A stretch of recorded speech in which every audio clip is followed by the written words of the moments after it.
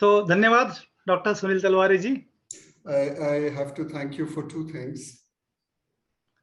तो मुझे दो वजह से धन्यवाद देना है। One, for very kindly introducing me. पहली तो मेरा अच्छे से परिचय देने के लिए। And you know, some of what you said is true. Some I think maybe a little exaggerated. Pardon?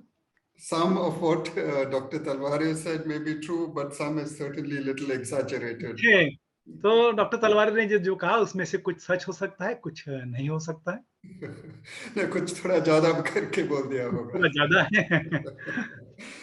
Yeah, but the other thing which I would really like to thank you for was that very nice summary of the last discussion. The other thing I would like to thank you for is the very nice summary of our last time's discussion. या तो दूसरी बात जो मैं कहना चाहता हूँ कि इन्होंने काफी अच्छे तौर से पिछली बार मैंने जो प्रवचन दिया था उसका सारांश यहाँ पेश किया है। So that leaves me free to start immediately with today's topic. तो इस वजह से मैं आज के प्रवचन की अच्छे से शुरुआत कर सकता हूँ। So today we have to look at the last two links of the chain, Jati and Jara Marana. तो आज हमको आखिरी दो कड़ियों को देखना है, जाति और जरा मरण। Jati means birth. तो जाति म्हणजे यानी जन्म। And Jara Marana means old age and death. और जरा मरण मतलब वृद्धत्व और मृत्यु। So in the 12 Nidana chain, Bhava Pachaya Jati and Jati Pachaya Jara Marana. तो भव से जाति और जाति से जरा मरण उत्पन्न होता है। So that means if we go on clinging to things, if we go on craving for things, तो अगर आप चीजों को जकड़े रहते हो, आसक्त होते हो, then your actions will be controlled by this clinging. तो आपकी कृतियां इस आसक्ति से चलित होगी। And through these actions, a new consciousness will be born. और इन कृतियों से आपकी चेतना का निर्माण होगा। नई चेतना का निर्माण होगा। नई चेतना का निर्माण होगा। So that is jati. तो यह है जाति। And this new consciousness came into being because of conditions.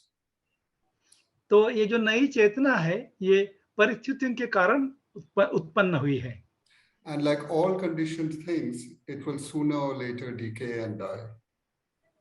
और बाकी सभी संस्कारित परिस्थितियों की तरह यह इसका विघटन होगा और ये नष्ट होगी। Sabbe sankhara anicca, and the same is true over here. तो सब्बे संस्कारा अनिच्छ और ये सत्य है। So jara marana literally means to grow old, to decay, to die. तो जरा मरण का अर्थ होता है वृद्ध होना, विघटित होना और मृत्यु को प्राप्त होना। But here it basically stands for suffering. But here it basically means suffering. हाँ, लेकिन यहाँ इसका अर्थ होता है दुख। So this is the meaning of the words jati and jara marana. तो यह हो गया जाति और जरा मरण इन शब्दों का अर्थ। But before looking at it in more detail, I want to step back. तो इसको विस्तार से देखने के पहले मैं कुछ पिछली बातों को देखना चाहता हूं। And I want to step back and look at the entire 12 Nidana chain. और मैं पीछे मुड़कर सारी 12 कड़ियों को देखना चाहता हूं। So I hope you can see this on my screen. I put up the BhavaChakra. तो मैंने जो भवचक्र का चित्र स्क्रीन पर रखा है, मैं समझता हूं कि आप सब इसको देख पा रहे हैं। And we have been studying it in what we would call the forward order. तो हम इसका अभ्यास कर रहे थे जिसे हम pardon please, in the forward order. तो हम इसको आगे जाने वाली दिशा में देख रहे थे, यानी कि घड़ी की दिशा में। Yeah. So we started with ignorance, with avidya, which produced Vijnana, and we went on until we have reached now Jati and Jara Marana.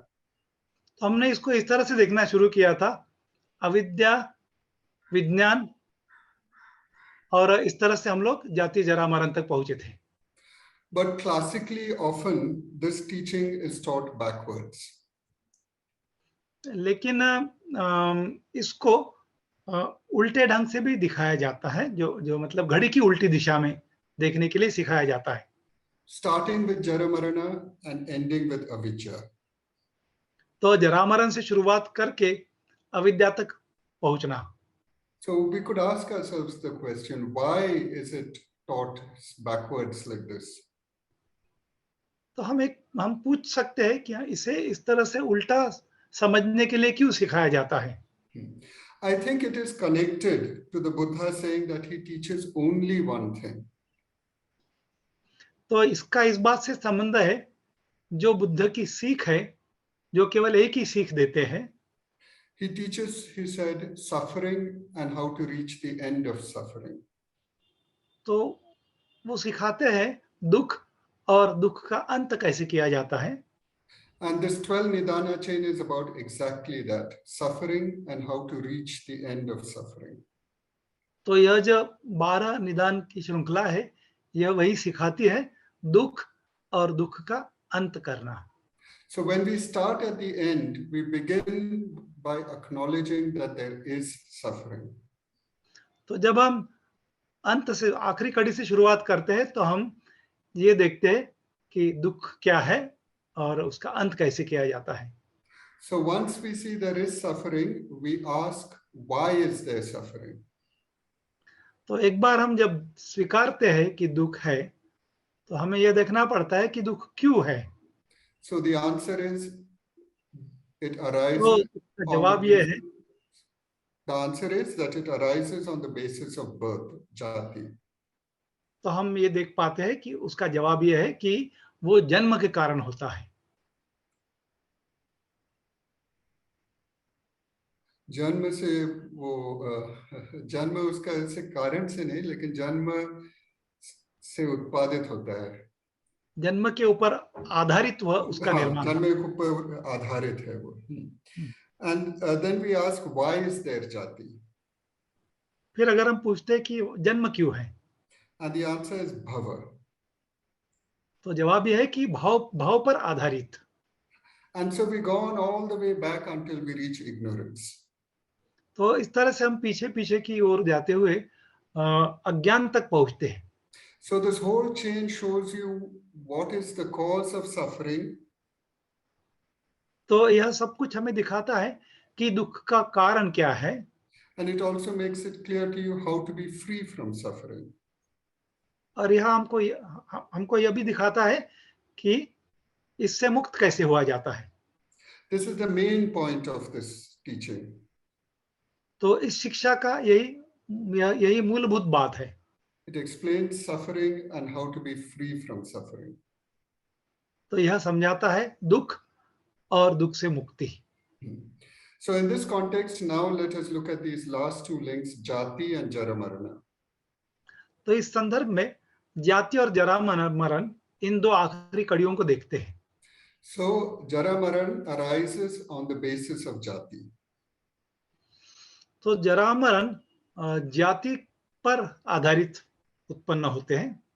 So to be free from old age and suffering, one has to be free from birth. तो वृद्धत्व और दुख से छुटकारा पाने के लिए आपको जन्म से छुटकारा पाना चाहिए.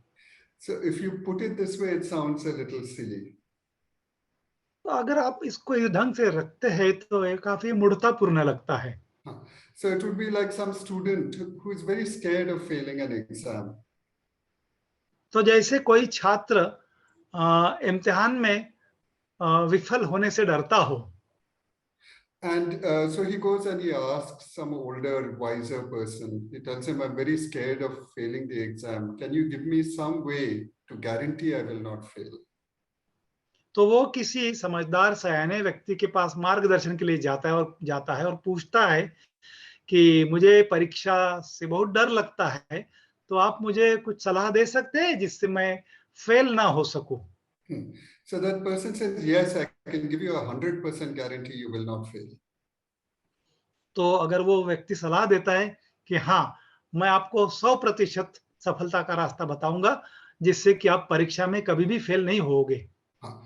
And so he says to get for 100% guarantee of not failing, you should not write the exam. और अगर वो कहता है कि परीक्षा में अगर विफल नहीं होना है तो परीक्षा ही मत देना। So it sounds very silly. It's true, but it's silly. It's not useful. तो यह बड़ा ही मूढ़तापूर्ण लगता है। ये सही लगता है लेकिन बड़ा ही मूढ़तापूर्ण है। So clearly, this is not the way to look at Jati and Jara Marana.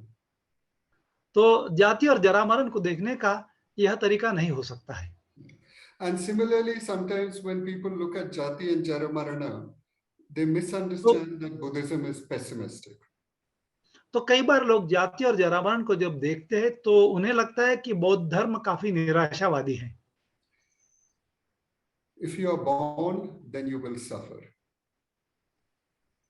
जैसे कि आप अगर जन्म लेते हैं तो आप दुखी होगे। Life is full of suffering. There is no escape. जीवन केवल दुख है और छुटकारे का कोई रास्ता नहीं।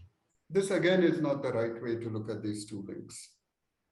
तो ये भी सही तरीके से देखना नहीं हुआ। I think the right way to look at these two links is to connect it to the first noble truth. तो इसको सही देखने का ढंग होगा कि इसको पहले आर्य सत्य के साथ जोड़कर देखें। There is suffering. तो दुख है। Samsara is suffering. संसार दुख है। If you want to escape from suffering, you have to escape from samsara. तो अगर आप दुख से छुटकारा चाहते हैं तो आपने संसार से छूटना चाहिए। You have to aim for nirvana. तो आपको निर्वाण का लक्ष्य रखना चाहिए। So this is really the message of the 12 Nidana chain. तो यह है 12 निदानों की कड़ियों का संदेश। And it is in fact a very optimistic message. और यह संदेश काफी आशावादी है। It is saying anybody who understands properly suffering and the cause of suffering can escape from suffering. यह सिखाता है कि जो कोई भी दुख और दुख का कारण समझेगा वो उसका अंत भी कर सकेगा। And so to understand this better, I want to again step back a little bit. तो इसको और साफ ढंग से समझने के लिए मैं थोड़ा और पीछे की ओर चलना चाहता हूँ। Sometimes people translate PaticcaSamyutpada as cause and effect. तो कई बार लोग प्रतिच्चसमुप्पाद को कार्य कारण सिद्धांत करके कहते हैं। But what is cause and effect? तो क्या है कार्य और कारण क्या है? So to give a very simple example, if I kick a football, it flies off. तो एक सरल सा उदाहरण अगर मैं दूं तो अगर आप फुटबॉल को ठोकर मारते हैं तो हवा में उड़ता है। The cause of the football flying is my kick. तो फुटबॉल का हवा में उड़ जाना इसका कारण है मैंने पैर से ठोकर मारना। The effect of my kick is that the football flew into the air. और परिणाम यह है कि फुटबॉल का हवा में उछल जाना। In general, this is not the correct way to think about the 12 nidanas. तो सामान्यतः 12 निदान कड़ियों को देखने का यह सही ढंग नहीं है। Tanha and upadana are not connected in the same way as kick and football. तो तृष्णा और उपादान ऐसे फुटबॉल का उड़ना और ठोकर लगने जैसा सीधा नहीं है। If I kick the football, there's only one outcome. Pardon? If I kick the football, only one thing can happen. तो अगर मैं फुटबॉल को ठोकर मारता हूं तो एक ही बात घट सकती है। It will fly in the air. वह हवा में उड़ जाएगा। But we saw that upadana arises when we choose to go on thinking about something. तो उपादान तभी निर्माण होगा जब आप फैसला लेते हो उस पर बार-बार सोचने का। Upadan doesn't arise automatically from tanha. तो तृष्णा से उपादान अपने आप निर्माण नहीं होता। There is a choice involved. तो आप फैसला लेने के लिए स्वतंत्र होते हो। You can choose to go on, in my example, thinking about chocolate.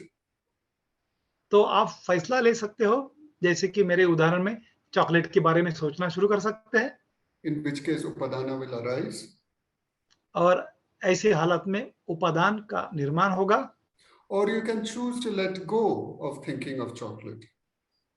या फिर आप वो सोचना, चॉकलेट के बारे में सोचना छोड़ सकते हो, और उस हालत में उपादान निर्माण नहीं होगा। Exactly. In which case upadan will not arise. Now, at the same time, so that you know, at the same time, without craving, you cannot have upadan.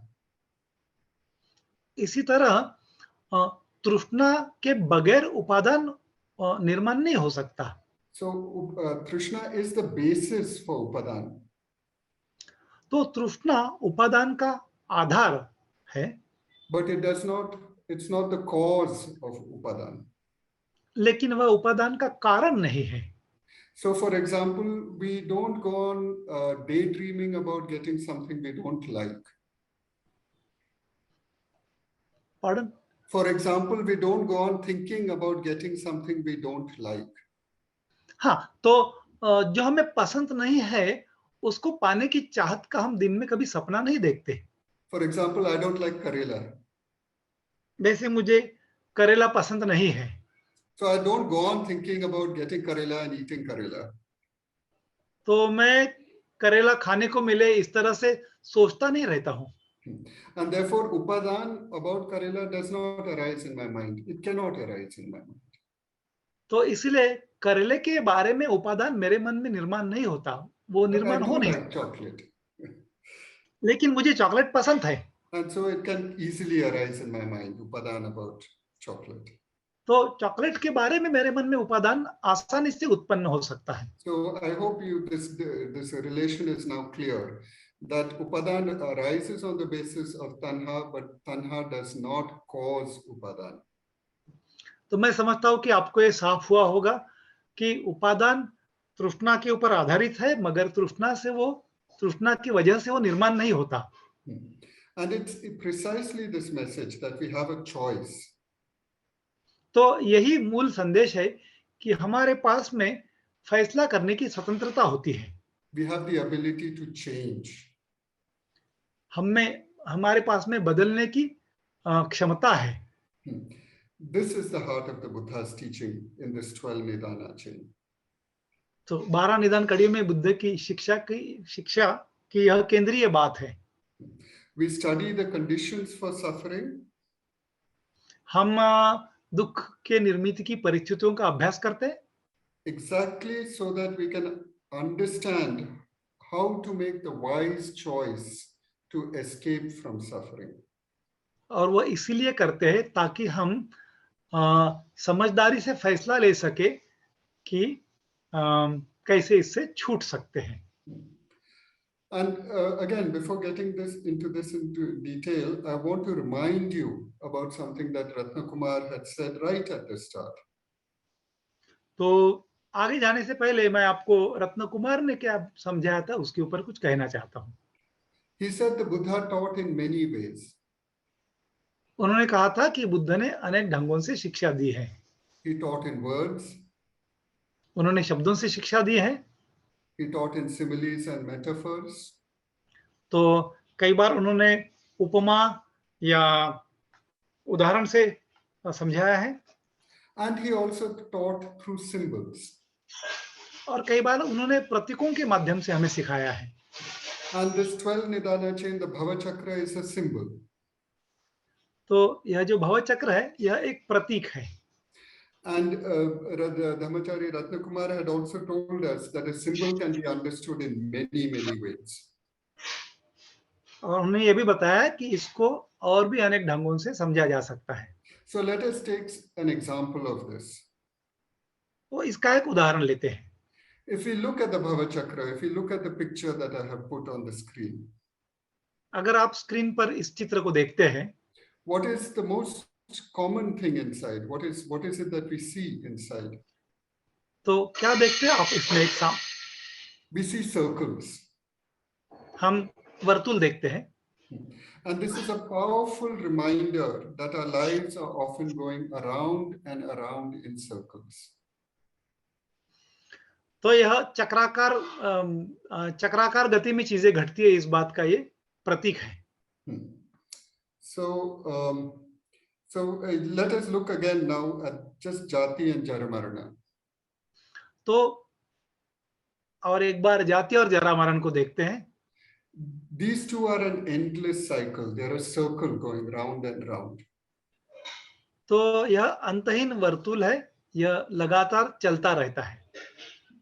Come into being, grow old, die. Come into being, grow old, die. Just goes round and round. This is the nature of samsara. तो जन्म, वृद्धत्व, विघटन, मृत्यु, जन्म, विघटन और मृत्यु, इस तरह से लगातार चलता रहता है। And we can see in our own experience that there are patterns to our own life. तो हम अपने अनुभव में भी देख सकते हैं कि हमारे कुछ ढांचे बने होते हैं। We make the same mistakes again and again. हम वही गलतियां बार बार करते हैं। We are stuck in the same circle. जैसे कि हम उस वृत्त में लगातार घूम रहे हैं। Of course, our life is not exactly repeating. माना कि हमारा जीवन पूर्णतः पुनरावृत्ति नहीं करता है। Things are changing. चीजें बदल रही है। The world around us is changing. हमारे आसपास की दुनिया बदल रही है। But if we look carefully, we can see the same pattern repeating. लेकिन अगर आप थोड़ा सा अच्छे से देखेंगे तो आप देखोगे कि वही ढंग और ढांचे हमारे लगातार पुनरावृत्ति उसकी हो रही है। So for example, perhaps our character is such that we get angry easily. तो कई बार हम अगर देखते हैं तो हमें पता चलता है कि हमारा व्यक्तित्व कुछ ऐसा होता है कि हम कई बार काफी सहजता से क्रोधित हो जाते हैं। And when we get angry, we do foolish things. तो जब हम क्रोधित होते हैं तो हम काफी मूढ़तापूर्ण कृतियां करते हैं। And these things then make us and other people suffer. तो हमारी उन कृतियों से हमको स्वयं को और औरों को दुख पहुंचता है। And we go on through this cycle. तो हम इसी को चक्राकार गति से करते रहते हैं। Small things make us angry. छोटी चीजें हमको गुस्सा देती हैं। We do foolish things. हम मूढ़तापूर्ण कृति करते हैं। We end up suffering. हम दुख भोगते हैं। We regret it. We think that was a mistake. हम पछताते हैं कि हमने गलती की है। Maybe our anger fades away. हमारा गुस्सा ठंडा हो जाता है। But the next time, the same cycle repeats. लेकिन अगली बार वही वृत्तियां दोबारा कार्यरत होती है। Some small problem arises. छोटी समस्या उत्पन्न होती है। We straight away get angry. हम सीधे क्रोधित हो जाते हैं।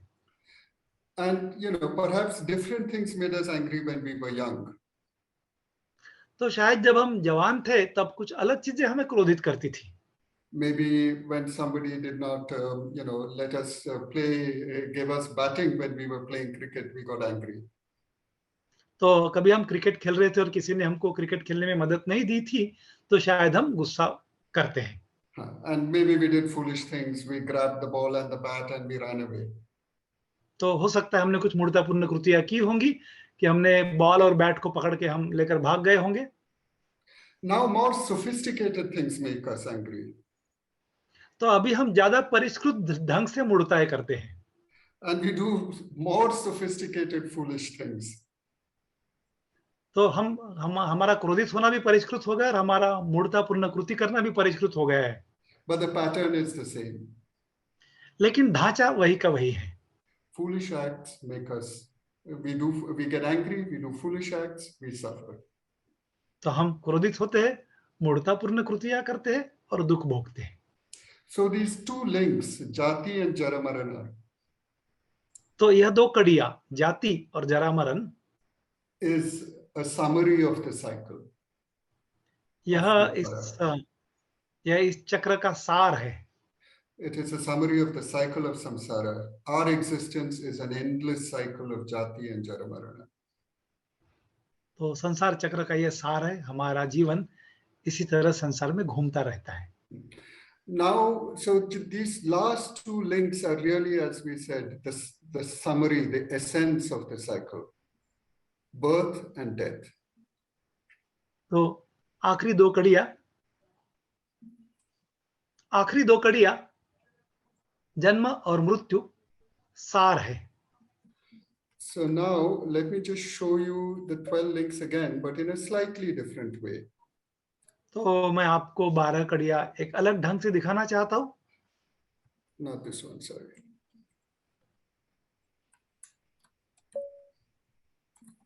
Which again you may have seen before.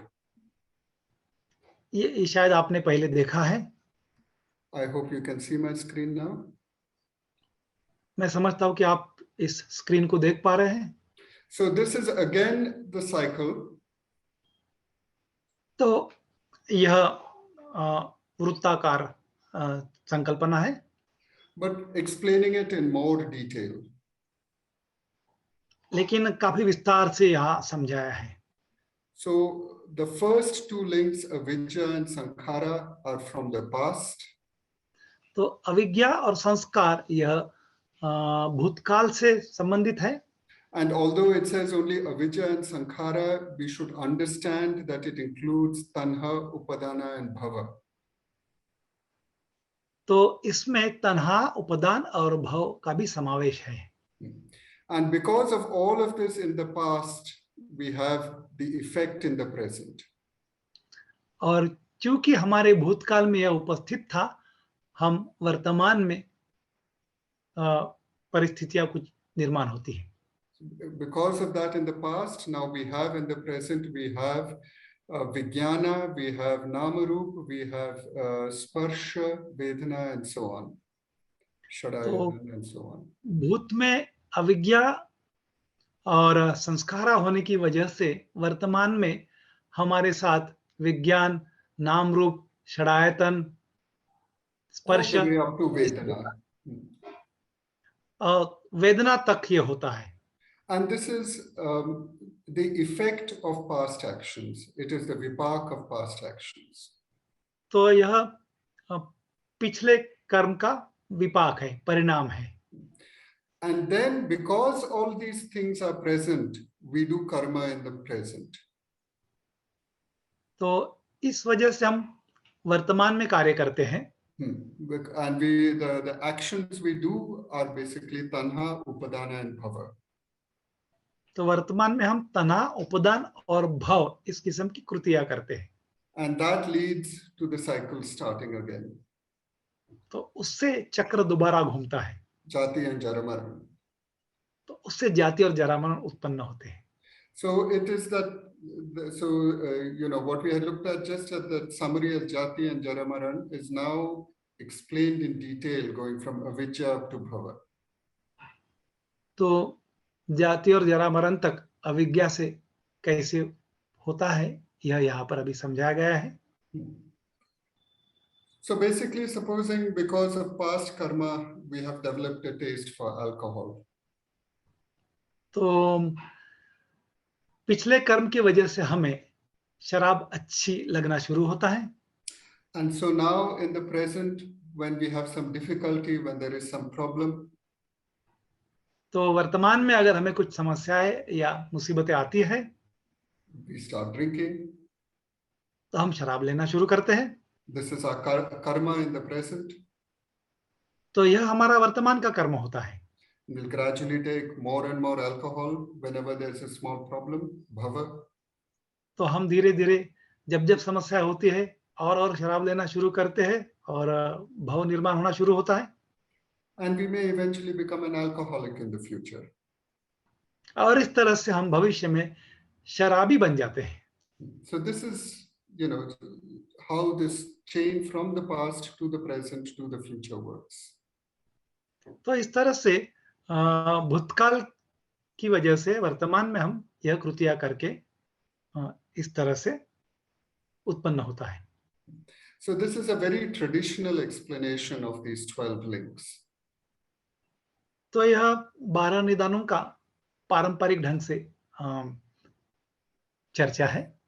Jati and Jara Nirman are the summary of the thing, of the cycle. जाति और जरा मरण इस वृत्त का सारांश है। And in detail, it comes from past actions creating present conditions, actions creating future conditions. और विस्तार से देखा जाए तो भूतकाल के कर्मों से वर्तमान के कर्म उत्पन्न होते हैं, वर्तमान से के विपाक, वर्तमान में विपाक होता है, और वर्तमान के कर्मों से भविष्य का विपाक उत्पन्न होता है। And so that's really what this 12 Nidana chain is trying to bring out for you in your own experience. और इस तरह से 12 निदान अपने अनुभवों के स्तर पर हमें यह सिखाता है कि यह कैसे घटता है। And so what it's asking us to do is to please look at your own experience. तो यह हमें सिखाता है कि हम अपने वर्तमान के अनुभवों को देखें। Is it following this pattern? Pardon? Is it following this pattern? तो क्या इस तरह का ढांचा हम बना रहे हैं? And if so, then we know how to get out of it. अगर हम इसको समझते हैं तो हमें यह भी पता चलेगा कि इससे बाहर कैसे निकला जाता है। So let me show you finally, and again, I'm just giving you examples of how to look at the 12 Nidana chain as a symbol. तो मुझे एक उदाहरण मैं देना चाहता हूँ और इससे मैं आपको समझाना चाहता हूँ कि 12 निदान की कड़ियों को एक प्रतीक के रूप में कैसे देखा जाता है। And as we are just looking at different ways to look at it, because as a symbol, it can be understood in many ways. और हम केवल अलग-अलग ढंगों से इसको समझने को कैसा समझा जाता है ये सीख रहे हैं, क्योंकि प्रतीकों को अलग-अलग नजरिए से देखा जा सकता है। And so this is one more picture I want to show you. तो ये और एक चित्र है जो मैं आपको दिखाना चाहता हूँ। And again, I hope you can see it now. Can you see my screen? Presently not. Now? Yeah, now. Now. तो मैं समझता हूँ आप लोग यह चित्र देख रहे होंगे। So again, the picture is modern. तो यह चित्र काफी आधुनिक है। But the basic idea is very traditional. लेकिन जो इसकी मूल संकल्पना है वो पारंपरिक ही है। That there are 3 rounds: klesha, kamma and vipak.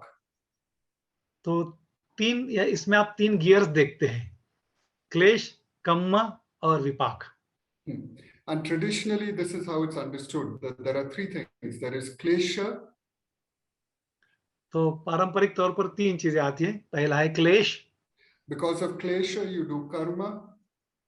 क्लेश की वजह से आप कर्म करते हैं। And because you do karma, there is vipak. और कर्म पर आधारित विपाक निर्माण होता है। And so in the BhavaChakra, in the 12 Nidana chains, the kleshas are upadana, avidya and tanha. तो भवचक्र में जो क्लेश है उसमें उपादाना, भव और तृष्णा। Avidya and tanha. Upadana, avidya and tanha. उपादान, अविद्या और तृष्णा इसका समावेश होता है। That is the klesha. तो यह क्लेश है। And because of these klesha, the karma you do is basically sankhara and bhava. इस वजह से जो कर्म आप करते हैं वे है संस्कार और भव। And because of that, you have the vipak. इसकी वजह से आपको विपाक होता है। Go from vijnana to namarupa to shadayatan to sparsha to vedana. तो यह चलता है विज्ञान से नाम रूप, षडायतन, स्पर्श, वेदना। And the overall vipak is that you just go on from jati to jara marana again and again. तो पूरे तौर से विपाक में जाति से जरा मरण, जाति से जरा मरण, इस तरह ही चलता रहता है।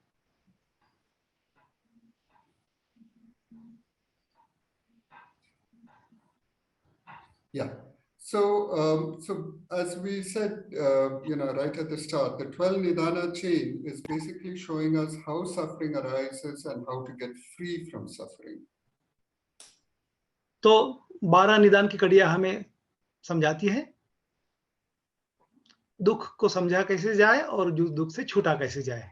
And as Dhammacharini Abhayadana told us, the way to get free is to break the chain between Vedana and Tanha. तो धम्मचारिणी अभयदाना ने हमसे कहा था कि वेदना और तृष्णा से इस कड़ी को तोड़ा जा सकता है. We could also break it between Trishna and Upadana. तो तृष्णा और उपादान के बीच में भी हम इसे तोड़ सकते हैं. But it's not easy to do. लेकिन यह इतना आसान नहीं है. To break the chain between Vedana and Trishna, you have to be in a very positive state of mind. तो वेदना और तृष्णा के बीच से कड़ी को तोड़ने के लिए आपको काफी सकारात्मक होना जरूरी होता है. And it's not easy to keep a very positive state of mind all the time. और सतत लगातार सकारात्मक मनोदशा में रह सकना इतना आसान नहीं होता है. So sometimes, just knowing that the way to escape from the chain is to break between Vedana and Trishna. तो कभी कभार केवल यह जानना भी कि It's not very useful. कभी कभी यह केवल जानना कि वेदना और तृष्णा के बीच से इस कड़ी को तोड़ा जाता है, यह अपने आप में काफी उपयोगी नहीं होता है. Because we find it difficult to do. क्योंकि हमें यह करना बड़ा कठिन लगता है. It's like, for example, you're learning to do some yogasana or some qigong exercise. ये बिल्कुल वैसी है जैसे आप चिकुंग या योग सीखना चाहते हैं. And the teacher says, you put your leg like this, you put your hand like that. और वो प्रशिक्षक कहते हैं कि आप हाथ को ऐसा रखें, पैर को ऐसा रखें. Twist your body like this. तो शरीर को इस तरह से मोड़ दीजिए. And then hold it for 5 minutes. और उसको 5 मिनट के लिए वैसे ही करते रहे. Now, firstly, you can't put your leg like that or put your hand like that. तो शुरुआत में तो आपको हाथ और पैर जैसा उन्होंने कहा वैसे नहीं रख सकते आप. And you try and hold it, but after 30 seconds it pains too much. तो आप कोशिश करते हैं और 30 सेकंड के बाद में आपके लिए वो बहुत हो जाता है. So forget it. You just can't do it. तो आप सोचते हैं कि चलो छोड़ दो, ये हो नहीं सकता. So so that teaching by itself then does not become useful. तो इस तरह से शिक्षा अपने आप में उपयोगी नहीं होती है. You have to do a lot of training for that teaching to be useful. तो आपको लगातार आचरण और साधना करनी होती है ताकि वह शिक्षा आपके उपयोग में आ सके. And so similarly, the specific advice that break the chain between Vedana and Tanha, it is of course correct, but it is not very useful sometimes.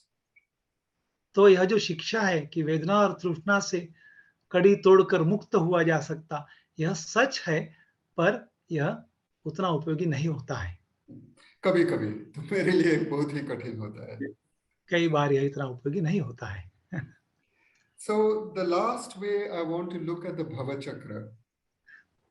तो जो आखिरी बात मैं भवचक्र को समझाने के साथ से समझा सकता हूँ, is in terms of the four noble truths. यह 4 आर्य सत्य के संदर्भ में है. Because that makes it clear to us what is the training we have to do. तो यह हमें समझाता है कि हमें क्या आचरण करना है. So the first thing is we have to understand that there is dukkha. तो सबसे जरूरी है कि हमें यह स्वीकार करना चाहिए कि दुख है. We should agree that we are going round and round in a circle. हमें यह दिखना चाहिए कि हम बार-बार इस तरह से चक्र में घूम रहे हैं. Because if we don't understand that, then we can never escape. तो अगर आपको ये नहीं समझता है तो आप इससे कभी नहीं छूट सकते. So that's the first thing. The first noble truth is to appreciate that there is dukkha, we are stuck in a circle. तो पहला सत्य है कि दुख है और हम इसमें फंसे हैं चक्राकार गति में। And the 12 Nidana chain also makes it clear there is a cause for this suffering. तो 12 निदान हमें समझाते हैं कि दुख का कारण है, And it explains it in great detail. और यह काफी विस्तार से समझाता है। And again, we have to understand that. और हमें यह भी समझना होता है, We have to accept it. We have to say, yes, this is true. हमें यह समझना और स्वीकारना पड़ता है कि हाँ, यह सच है। Yeah. If we want to escape, we have to understand and accept. अगर आपको छूटना है तो आपको इसे समझना पड़ेगा और स्वीकारना पड़ेगा। And then the chain also shows you that there can be an end to suffering. तो कड़ी हमें यह भी सिखाती है कि दुख से मुक्ति मुमकिन है। And it is possible if you break that chain between Vedana and Tanha. तो वेदना और तृष्णा के बीच से कड़ी को तोड़ना संभव है। Then you begin to escape from samsara and move towards nirvana. तब आप संसार को तोड़ के निर्वाण की तरह चलना शुरू कर देते हैं। And so finally, although this is not explicitly said in the 12 Nidana chain, तो यह 12 निदान कड़ियों में इसी तरह से नहीं आया है, but the fundamental way to train yourself is through the Noble Eightfold Path. लेकिन जो मूल शिक्षा है वो है आर्य अष्टांगिक मार्ग। So we saw we need to be in a very, very positive state of mind to break the link between Vedana and Tanha. तो हम देखते हैं कि वेदना और तृष्णा की कड़ी से बाहर निकलने के लिए आपको बहुत ज्यादा सकारात्मक दशा में होना जरूरी है। That is only possible if you have good control on your mind. ये तभी मुमकिन है जब आपका अपने मन पर अच्छे नियंत्रण होगा। And that only comes with the practice of samadhi. यह तभी उत्पन्न होता है जब आप समाधि की आचरण करोगे। When you practice meditation, when you practice dhyan. जब आप ध्यान की साधना करोगे। And if you really want to practice dhyan, if you want to develop dhyan, it is impossible to do it without a basis of shil. अगर आपको अच्छा ध्यान करना है तो आप अच्छे शील के बगैर इसको नहीं कर सकते। So shil, ethical behavior, is the basis for developing dhyan. तो नैतिक आचरण अच्छे ध्यान के लिए आवश्यक है। And finally, we can take that properly understanding the 12 Nidana chain. तो हम देख सकते हैं कि निदान चेन को अच्छे से समझने के लिए That understanding the 12 Nidana chain, that is prajna. वही प्रज्ञा है। Right? So the fundamental training for becoming free from suffering. तो दुख से छूटने का जो मूलभूत शिक्षा है, it is something we already knew. ये वो है जो हम सभी जानते हैं। It is the Arya Ashtanga Marg. यह आर्य अष्टांगिक मार्ग। It is Shil Samadhi Prajna which will lead us out of samsara and towards nirvana. तो शील समाधि प्रज्ञा हमको संसार से निर्वाण की ओर ले जाती है। So this is what I had to say about Jara Marana and PaticcaSamyutpada in general. तो यही मैं समझाना चाहता था जरा मरण और पतिच्चसमुत्पाद के बारे में। But there are two more things I want to say before I finish. तो दो और बातें मैं खत्म करने से पहले आपको समझाना चाहता हूँ। And the first is that we have understood the 12 Nidana chain as showing how individual suffering arises. तो पहले हम देखते हैं प्रतिच्चसमुत्त का समझते हुए कि व्यक्तिगत दुख कैसे निर्माण होते हैं। From our own unskillful karma, हमारे खुद के अकुशल कर्मों से, which itself arises from our tanha and upadana, जो तृष्णा और उपादान से उत्पन्न होता है, that is the cause for our suffering. तो वो हमारे व्यक्तिगत दुख का कारण होते हैं। But the Buddha also connects tanha, craving, to suffering in society. लेकिन बुद्ध ने सामाजिक स्तर पर उत्पन्न होने वाले दुख के बारे में भी यह शिक्षा दी है. And he shows how it arises from tanha, from Krishna. उन्होंने बताया है कि तृष्णा से ये कैसे उत्पन्न होता है. Obviously, we don't have the time to look at that now. तो उसके ओर देखने के लिए हमारे पास उतना समय नहीं है. But those of you who are interested, you will find it in the Mahanidana Sutta. तो जिन्हें इसमें रुचि है वे उसको महानिदान सूत्र में देख सकते हैं. The other thing I want to say is a note of caution. तो दूसरी बात जो मैं आपको समझाना चाहता हूँ वो एक सावधानी का इशारा है आपके लिए. More for me. तो मेरे लिए ज्यादा है. Perhaps you will find it useful.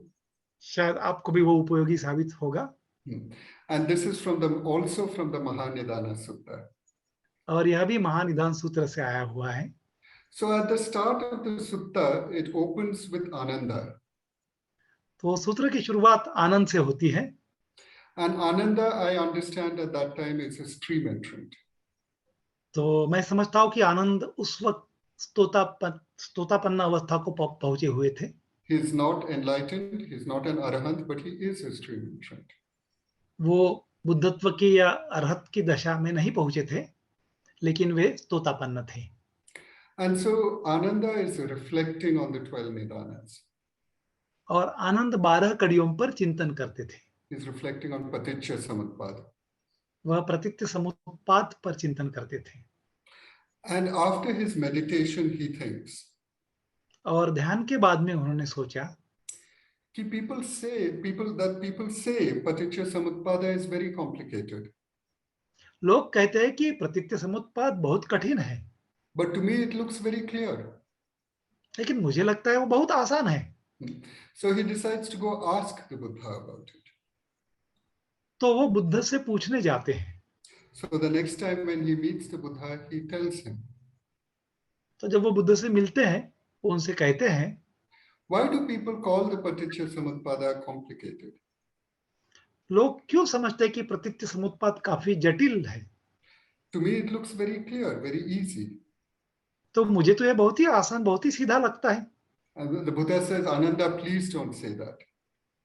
तो बुद्ध कहते हैं, आनंद, ऐसे मत कहो. But he says the PaticcaSamyutpada not only appears complicated, it is complicated. वो बुद्ध कहते हैं कि प्रतीच्य समुत्पाद केवल कठिन लगता नहीं है, वो कठिन है. And it's precisely because people don't understand PaticcaSamyutpada that their lives are full of suffering. और क्योंकि लोग प्रतीच्य समुत्पाद को नहीं समझते हैं, उनका जीवन दुख से भरा है. And so that is a good lesson for me, and maybe a good lesson for all of us. तो यह मेरे लिए एक अच्छी शिक्षा होगी और आप में से कईयों के लिए. We should not too quickly think we have understood the PaticcaSamyutpada. हमने शीघ्रता से ऐसे नहीं मान लेना चाहिए कि मुझे प्रतीच्य समुत्पाद समझ गया है. Because as long as we are suffering, क्योंकि जब तक हमारे जीवन में दुख है, we can undertake it that we have not understood the PaticcaSamyutpada. हमें यह साफ होना चाहिए कि हमें प्रतीच्य समुत्पाद नहीं समझा है. And of course, when Ananda, who was a stream entrant, और आनंद जो कि स्तोतापत्ति की दशा में थे, if he could not properly understand PaticcaSamyutpada, जब उन्हें प्रतीच्य समुत्पाद नहीं समझा था, I can be sure my own understanding is imperfect. तो मैं निश्चित कह सकता हूँ कि मेरी खुद की समझ भी काफी दोषपूर्ण है. I have shared with you whatever I have understood. मैंने आपके साथ में वह साझा किया जो मुझे समझा है. I have understood from my teachers and from my study. मेरे गुरुओं से और मेरे अभ्यास से जो मुझे समझा है वो मैंने साझा किया है. And I hope that some of it will be useful for you. और मैं समझता हूँ कि उसमें से कुछ आपके उपयोगी साबित होगा. But I'd request you to please bear in mind that I do not understand the PaticcaSamyutpada properly. तो मैं मैं विनती करता हूँ कि आप इसको समझे कि मुझे बहुत कुछ नहीं समझा है। And I'm sorry for anything that I have said which is wrong or misleading. और मैं क्षमा याचना करना चाहता हूँ कि भूल से मैंने कोई गलत सूचनाएं या गलत दिशाएं इसमें दी होगी। So that's all I wanted to say today. Thank you very much for your attention. तो यही मैं आज कहना चाहता हूँ। धन्यवाद आपका। And I would like to thank very much Professor Bhagat for translating so patiently and so nicely. तो मैं मेरे मित्र प्राध्यापक भगत को धन्यवाद देना चाहता हूँ कि उन्होंने काफी शांति से काफी अच्छा अनुवाद किया है। And the Nagpur Buddhist Center and the other organizers for this opportunity to share my thoughts with you. तो नागपुर बुद्धिस्ट सेंटर और आयोजकों को मैं धन्यवाद देता हूँ कि मुझे इस विषय पर अपने विचार साझा करने का मौका दिया है। नमो बुद्धाय जय भीम। नमो बुद्धाय जय भीम।